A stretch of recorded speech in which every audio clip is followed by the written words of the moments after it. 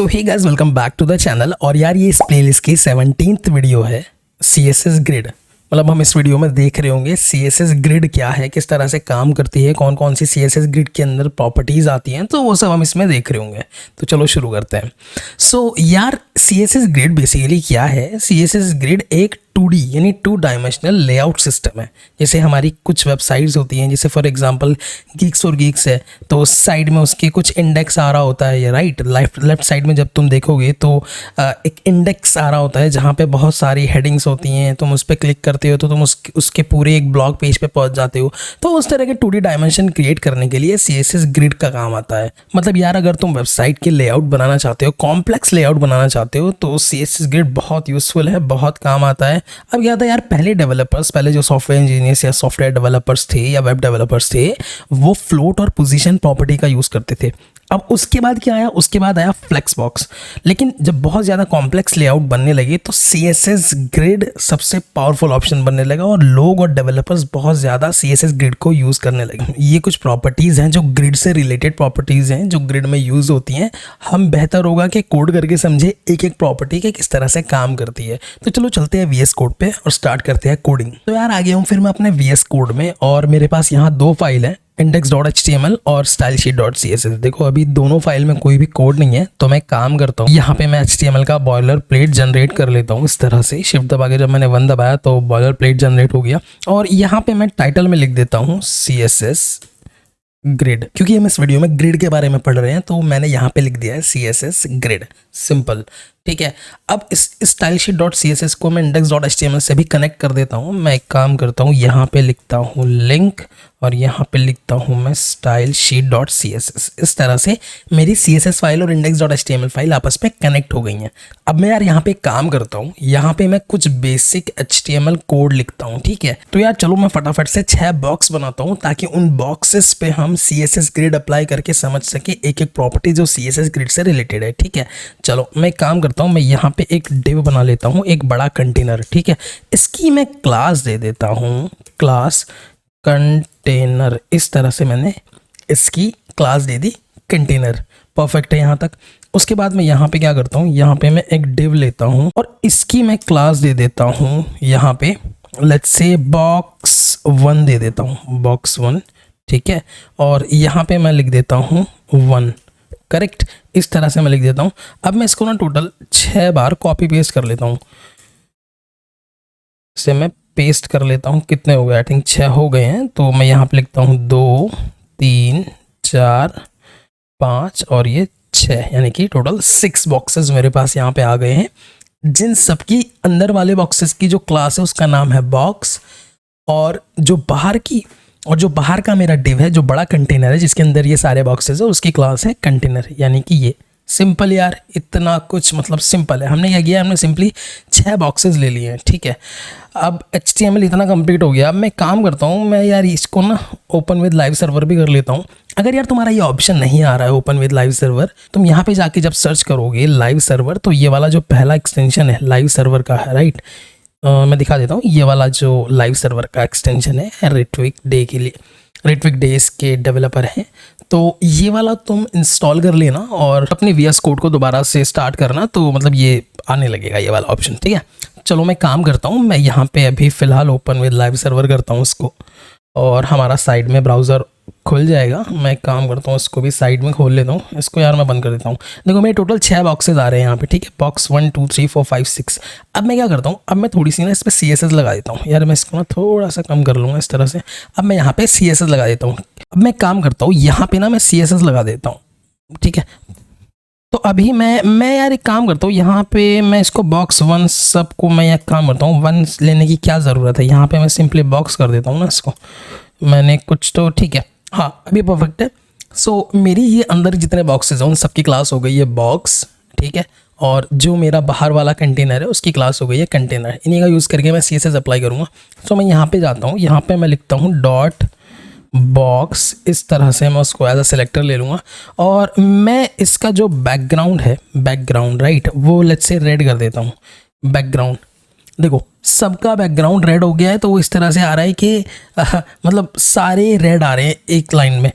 अब मैं जो टेक्स्ट है इसका कलर कर देता हूँ वाइट, वीट कर देता हूँ, नहीं यार वाइट ही कर देता हूँ, वाइट कर देता हूँ, वाइट, ठीक है। Yes, now it is perfect, white कर दिया। अब मैं यहाँ पे दे दूंगा पैडिंग भी दे देता हूँ, थोड़ी पैडिंग दे देता हूँ। लेट्स से 30 पिक्सल की पैडिंग दे देता हूँ। ये मैं अपनी मर्ज़ी से दे रहा हूँ, 30 पिक्सल 40 पिक्सल, ये मैं कुछ भी मतलब अपनी मर्ज़ी से दे रहा हूँ, ठीक है। सो देखो उन सब के बीच में यार पैडिंग आ गई है, राइट। अब यहाँ पे मैं एक काम करता हूँ, मैं टेक्स्ट अलाइन भी कर देता हूँ। टेक्स्ट अलाइन कर देता हूँ मैं सेंटर, बीच में लेके आते हैं हम सारे जो टेक्स्ट है सबको बीच में लेके आते हैं, देखो वो बीच में आ गए, करेक्ट। इसके बाद मैं क्या करता हूँ, यहाँ पे सब जितने भी मेरे बॉक्सेस हैं सबको एक बॉर्डर भी दे देता हूँ। अभी क्या है, ये तुम्हें लग रहा होगा अगर मैं इसको मैक्सिमाइज करके दिखाऊँ तो ये क्या है, एक बड़ा बॉक्स है 1 2 3 4 5 6, ठीक है। उसके अंदर टेक्स्ट आ गया है जो सेंटर में आ रहा है। अब मैं क्या करता हूँ, इंडिविजुअल बॉक्सेस चाहिए मुझे, ठीक है। इंडिविजुअल मतलब अलग अलग बॉक्सेस चाहिए, राइट। जैसे यहाँ पे अलग अलग है एक्चुअली में, तो मैं यहाँ पे क्या करूँगा, यहाँ पे मैं प्रॉपर्टी ले लूँगा बॉर्डर, ताकि मैं उसको इंडिविजुअली मतलब कर सकूँ। तो मैं काम करता हूँ 2 पिक्सल सॉलिड और ब्लैक ले लेते हैं, ब्लैक के यहाँ पे ब्लैक ले लेते हैं, ठीक है। देखो अभी मेरे पास इंडिविजुअल बॉक्सेस आ गए हैं 1 2 3 4 5 और ये 6, सबके बॉर्डर आ गए हैं, ठीक है। ये मैंने अभी काम कर दिया है अपना। सो यहाँ पे यार सारे बॉक्सेस एक के नीचे एक आ गए हैं, ठीक है। अब मैं क्या करता हूँ, अब मुझे अगर मान लो अपनी ग्रिड प्रॉपर्टीज़ लगानी है, तो जो मेरा बड़ा वाला कंटेनर है ना, ये इसको मुझे एक प्रॉपर्टी देनी पड़ेगी, डिस्प्ले ग्रिड। किसको, अभी तक हमने इस पे CSS लगाया है इन बॉक्स क्लासेस पे, अब मुझे इस पे लगाना पड़ेगा ग्रिड के लिए।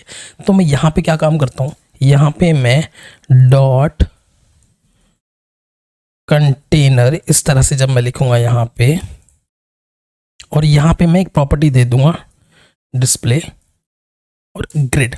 अभी देखो यार ज़्यादा कुछ हुआ नहीं है, क्योंकि ये करके सिर्फ हमने ब्राउज़र को ये बताया है कि ये एक ग्रिड कंटेनर है, सिंपल। अभी हमने कॉलम्स डिफाइन नहीं किया, यहाँ पे कॉन्सेप्ट आता है कॉलम्स का, ठीक है। तो अभी हमने कॉलम डिफाइन नहीं किए हैं। अब मैं क्या करता हूँ, यहाँ पे इसी के नीचे एक प्रॉपर्टी लिखता हूँ, ग्रिड टेम्पलेट कॉलम्स, इस तरह से। और मैं यहाँ पे लिख देता हूँ 200 पिक्सल 200 पिक्सल, गड़बड़ हो गई, यहीं पे लिखता हूँ मैं 200। ओके, ये थोड़ा सा मुझे एक काम करता हूँ, इसको ना साइड कर देता हूँ अभी, ठीक है। सो 200 पिक्सल, ठीक है। देखो जब मैंने ग्रिड टेम्पलेट कॉलम 200 पिक्सल दिया, तो इसका मतलब ये है कि जो मेरे बॉक्सेस हैं वो 2 कॉलम में आ गए हैं, ठीक है। जो मेरे बॉक्सेस हैं, जितने भी मेरे बॉक्सेस हैं, वो 2 कॉलम में आ गए। कॉलम ये वाला, कॉलम ये वाला, ठीक है, 2 कॉलम में आ गए। अगर मैं यार इसको हटा दूं, मान लो इसको हटा दूं, तो मेरा एक ही कॉलम रहेगा। हाँ, एक और कॉलम ऐड कर दूं, ठीक है, तो ये देखो अब 2 कॉलम हो गए। अब यार अगर मैं यहाँ पे एक एक्स्ट्रा कर दूंगा, 200 पिक्सल और लिख देता हूँ यहाँ पे, तो यहाँ पे 3 कॉलम हो जाएंगे। देखो 3 कॉलम हो गए। सो बेसिकली हम क्या कर रहे हैं, हम कॉलम जनरेट कर रहे हैं, ठीक है, हम कॉलम्स बना रहे हैं। तो जो ये प्रॉपर्टी है ग्रिड टेम्पलेट कॉलम, ये बेसिकली ये प्रॉपर्टी बताती है कि ग्रिड में कितने कॉलम होंगे, ठीक है। अभी मैं मान लो मैं यहाँ पे लेट्स से 200 पिक्सल फिर से अगर लिख दूँ इस तरह से, सो अभी मेरी जो ब्राउज़र है उसमें 3 कॉलम आ रहे हैं, 1 2 एंड 3, ठीक है, ये आ रहा है। अब अगर यार मैं अपनी पीपीटी पे वापस चलूँ यहाँ पे, सो यहाँ पे हमने अभी तक डिस्प्ले ग्रिड प्रॉपर्टी देख ली है और ग्रिड टेम्पलेट कॉलम्स देख लिया है, ठीक है। अब मैं क्या करता हूँ यहाँ पे, अब मान लो मुझे ये 200 ये बार बार नहीं लिखना, ठीक है, ये बार बार लिखना ही नहीं है। तो मैं यहाँ पे क्या करूँगा, इसको हटा दूंगा इस तरह से, मतलब मुझे बोरिंग सा लग रहा है, ये मैं बार बार क्यों लिख रहा हूँ ये लो। अब मैं क्या करूँगा, यहाँ पे एक मैं प्रॉपर्टी दूंगा जिसका नाम है ग्रिड टेम्पलेट कॉलम्स, इस तरह से। और मैं यहाँ पे एक फंक्शन दे दूंगा जिसका नाम है रिपीट और 200 पिक्सल। इसका मतलब है 3 कॉलम आने चाहिए मेरे पास 200 पिक्सल के। तो देखो अब मुझे वो बार बार जो 200 पिक्सल लिखना पड़ रहा था, 200 पिक्सल, वो नहीं लिखा मैंने ग्रिड टेम्पलेट कॉलम का इस्तेमाल किया, रिपीट फंक्शन का इस्तेमाल किया।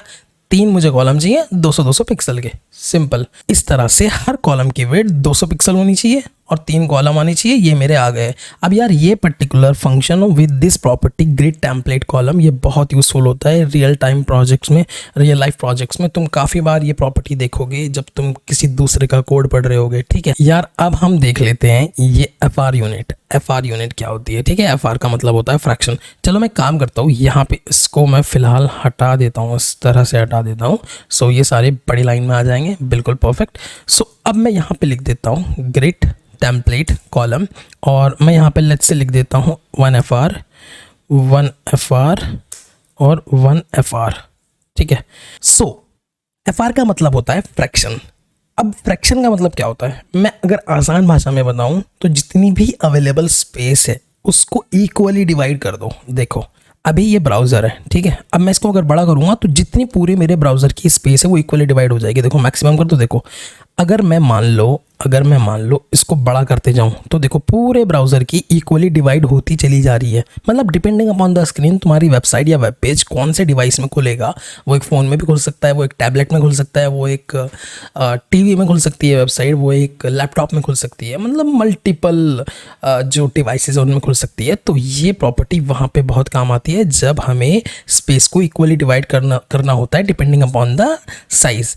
सो आज के टाइम में यार ग्रिड के साथ FR यूनिट सबसे ज़्यादा यूज़ होती है। FR का मतलब मैं फिर से बता दूं, FR का मतलब होता है फ्रैक्शन, और ये जितनी अवेलेबल स्पेस है उसको इक्वली डिवाइड कर देता है हमारे बॉक्सेस में, हमारे एलिमेंट्स में, हमारी जिस पे भी हम ये टैग लगा रहे हैं, जिस पर्टिकुलर एलिमेंट पे भी, जिस पर्टिकुलर टैग पे भी हम ये प्रॉपर्टी लगा रहे हैं उसमें जितनी भी अवेलेबल स्पेस होगी ये इक्वली डिवाइड कर देगा। सो अब मैं वापस अपनी अगर PPT पे चलूँ तो हमने ये वाली यूनिट भी देख ली है, FR यूनिट, ठीक है।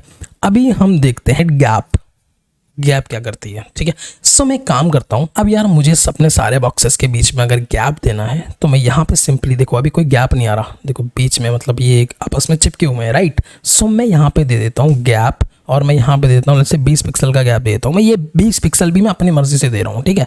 यहाँ पे मैं लेट्स से अगर मैं यहाँ पे 23 दे दूं तो उसके हिसाब से हो जाएगा, 40 दे दूं तो और बड़ा गैप आ जाएगा। देखो और बड़ा गैप आ गया, राइट। फिलहाल मैं इसको 20 दे देता हूँ, ये मैं अपनी मर्जी से दे रहा हूँ, ऐसा कुछ मतलब कहीं लिखा नहीं है, कहीं रूल नहीं है, ठीक है। सो गैप मैंने 20 पिक्सल दिया तो मेरे सारे बॉक्सेस के बीच में गैप आ गया है। गैप प्रॉपर्टी रो और कॉलम दोनों में स्पेस दे देती है, सिंपल। यानी ये रो है, ये कॉलम है, ठीक है। यहाँ पे ये वाली स्पेस आ गई है रो में, और ये कॉलम में ये वाली स्पेस आ गई है। तो गैप बेसिकली, जब हमें गैप चाहिए होता है एलिमेंट्स के बीच में, तब हम बेसिकली गैप का यूज़ करते हैं। अभी तक हमने ये प्रॉपर्टी भी देख ली है। अब देखो यार, अगर मैं चाहता हूँ कि पहला जो मेरा बॉक्स है वो 2 कॉलम की जगह ले, यानी ये वाला जो बॉक्स है वो 2 कॉलम की जगह ले, ठीक है।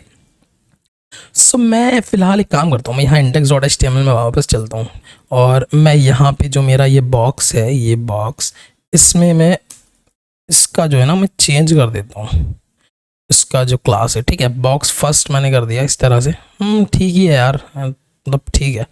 अब मैं क्या काम करता हूँ, अब मैं stylesheet.css पे अपनी वापस चलता हूँ यहाँ पे, और मैं यहाँ पे लिख देता हूँ डॉट फर्स्ट इस तरह से, और मैं यहाँ पे ग्रिड कॉलम मैं ले लूँगा, और यहाँ पे मैं लिख देता हूँ स्पैन 2, मतलब 2 बॉक्सेस की जगह घेरो। देखो तो अब वो 2 बॉक्सेस की जगह घेरने लग गया है, घेरने से इन द सेंस कि वो 2 बॉक्सेस की जगह ले रहा है, राइट। सो स्पैन प्रॉपर्टी मेरी क्या करती है, स्पैन प्रॉपर्टी बेसिकली जब हमें एक्स्ट्रा स्पेस चाहिए होता है अपने एलिमेंट्स में, तब हम ये प्रॉपर्टी का यूज़ करते हैं। अगर मान लो मैं यहाँ पे 2 की जगह 3 दे दूँ तो देखो ये 3 बॉक्सेस की जगह लेने लग जाएगा। अगर मैं यार यहाँ पे 1 दे दूँ तो वो 1 ही की जगह लेगा, 2 दे दूँ 2 की जगह लेगा, 3 दे दूँ 3 की जगह लेगा, अब 4 दे दूँ तो वो 4 की जगह लेने लग जाएगा। अब मैं अगर 6 दे दूँ तो वो एक सिंगल बॉक्स बन जाएगा, देखो, ठीक है। सो ये बेसिकली, मैं फ़िलहाल एक काम करता हूँ, मैं फ़िलहाल 1 ही दे देता हूँ, परफेक्ट है। सो यार ये property basically real world projects में बहुत यूज़फुल होती है, क्योंकि वहाँ पे जो हमारे रियल एंटिटीज़ होती हैं, या जो भी इमेज है, या कोई कंटेनर है, या कोई बॉक्स है, कुछ भी है, वहाँ पे बेसिकली हम इस प्रॉपर्टी का बहुत यूज़ करते हैं। सो आशा करता हूँ यार तुम्हें ग्रिड समझ में आया होगा कि ग्रिड क्या है। तो चलो यार मिलते हैं फिर इस प्लेलिस्ट की अगली वीडियो में, तब तक के लिए बाय बाय, टेक केयर।